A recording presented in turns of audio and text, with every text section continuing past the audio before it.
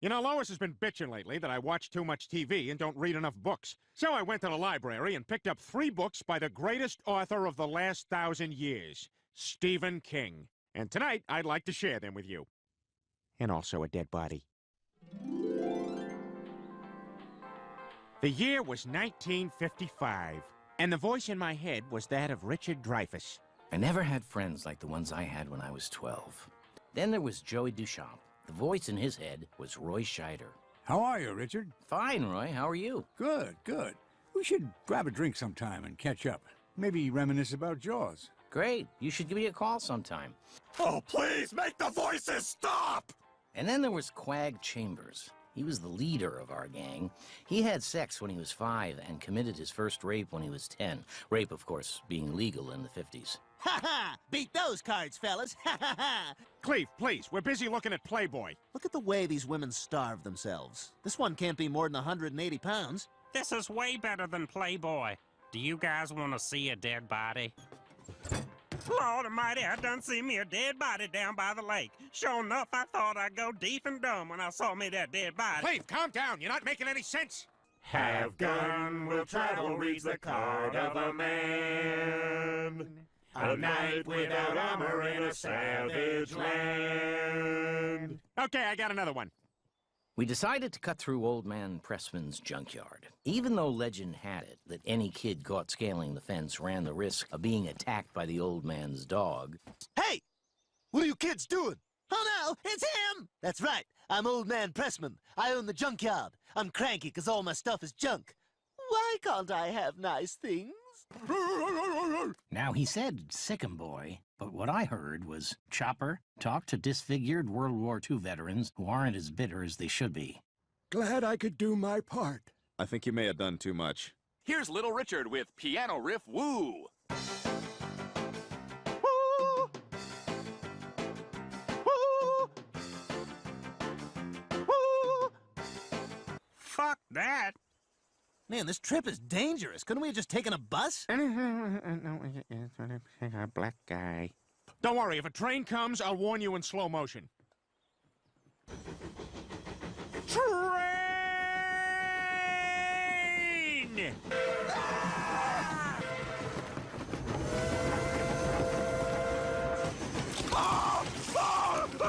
What an odd, clustered train schedule! Hey, sorry you got paralyzed, Joey. That's all right. Thanks for going all the way back to the junkyard to get me this wheelchair. Boy, was Old Man Pressman angry. This House Un-American Activities Committee is a travesty. And if we go into French Indochina, it'll take us 30 years to get out. Levittown-type housing communities will replace individualism with fear and conformity. Well, there it is. None of us could breathe. The twisted and mangled body we had come to see was far more disgusting than any of us could ever have imagined. He's nasty. It was the meanest guy in town, Ace and his whole gang. Beastman, Merman, and for some reason, Norm from Cheers. Hey, gang, what are we, beating somebody up?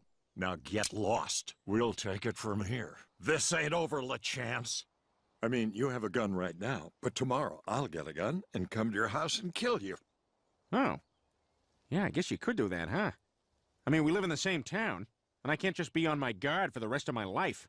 And eventually, we all went our separate ways. Joey learned to live without the use of his legs, and even went on to create a wheelchair-type rugby game called Don't Feel Sorry for Us, Ball. I swear to God, look it up on the internet. Doesn't that piss you off? Quag grew up to become a famous Hollywood actor. Unfortunately, about a week ago, he took an overdose of designer drugs at the Viper Room. Hi, welcome back from commercials. Joaquin Phoenix, if you're still watching, you are a good sport and a trooper. And you passed our test. And you can be our friend. And now for a segment we like a little less than the first and the last. Here's Misery. Marcia, I've done it. I've finished the book, and Snuggly Jeff is dead, and the readers are just gonna love it. Paul, I still wish I could talk you out of this. Snuggly Jeff is the most successful children's book series ever. Yeah, but I want to get into writing more serious stuff. This just in. The Weather Service has reported a big snowstorm on its way. Oh my God, Stephen King!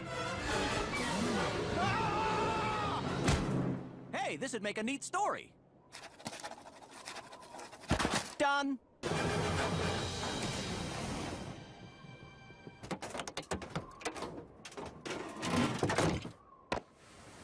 I'm your #1 fan. I'm your #1 fan. Who are you? I'm Stewie Wilkes. I saved your life. Well, can I use yours? No reception up here. Regular phone? Lines are down. Payphone? Roads closed. Email? Dial-up. Fax? Paper jam. Morse code? Obsolete. Brain damaged bicycle courier? I'm not quite so sure I can find my way. Paul, quick question, and feel free to say no, but I couldn't help but notice the new Snuggly Jeff manuscript in your bag, and I was wondering if I could read it, then kill you if I hate it? Well, I guess that'd be okay.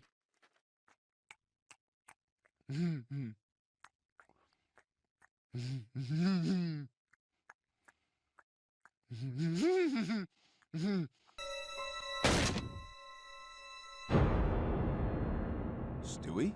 How could you? He can't be dead. Snuggly Jeff cannot be dead. You are gonna write Snuggly Jeff back to life, Mr. Man. Look, Stewie, first of all, you're insane. And second of all, I have to be inspired before I write. Well, how about a little TV? I found a fingerprint smudge at the crime scene. Do you have poo on your hands? A little. This won't do, Paul.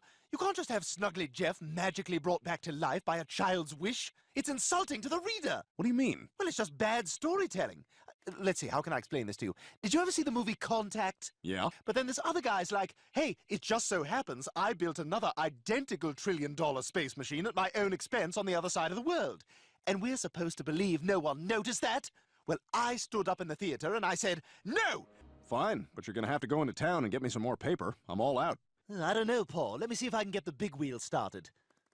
Vroom, vroom, vroom. Okay, I got it now. I'll see you in a bit.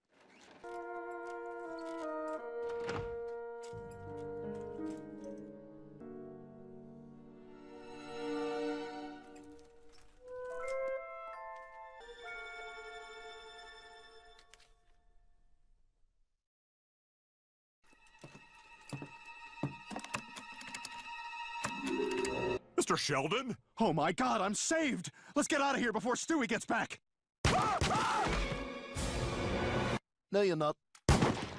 Well, that's it, Stewie. The book is done. Can I go now? Oh, no, Paul. I'm not stupid. If I let you go, you'll just run straight to the police and tell them I kidnapped you and held you hostage and fondled you while you were asleep. No, I won't. Wait, what?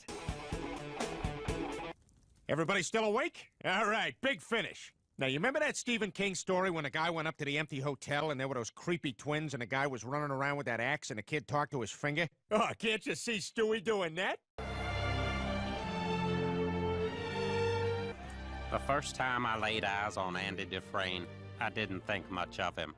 He was a fat drink of water. The kind of drink of water that you know your friend got from the bathroom and not from the kitchen. Tomorrow's lunch is American chop suey. So you came here on a good day? Good lunch?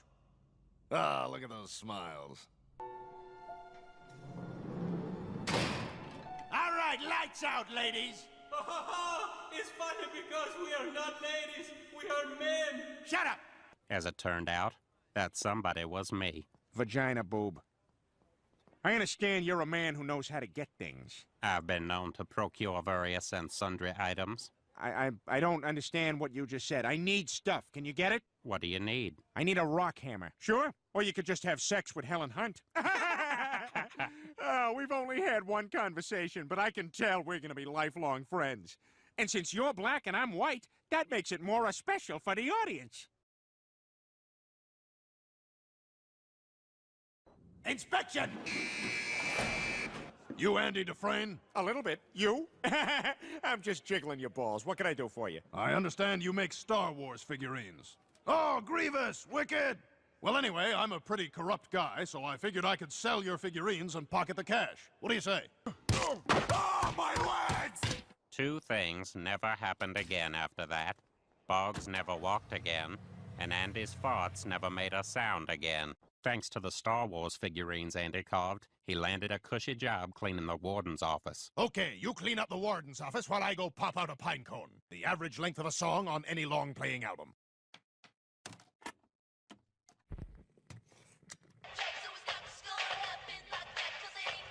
I have no idea what that woman was singing about.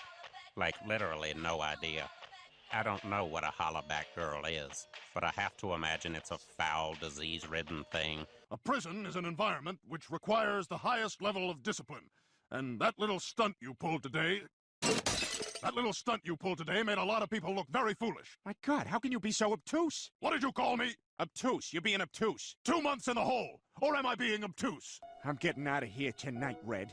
I'm gonna take the poop pipe to the crap swamp. Wow. Where you headed once you get out? Zihuatanejo. Sounds fancy. Well, actually, it's a filthy Mexican village. There's a rock that has no earthly business being there.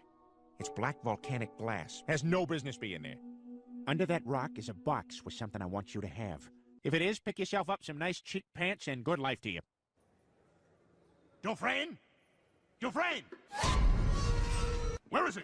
Where the hell is Dufresne? I don't know, sir. Hey, we have almost the same voice. Excuse me, I'm the prison doctor. I'm here for Andy's checkup. Andy Dufresne? Yep, Andy Dufresne. We can't find him. Well, that's no good. All right, you two are gonna have to leave. Throw a rock at that poster of David Cassidy.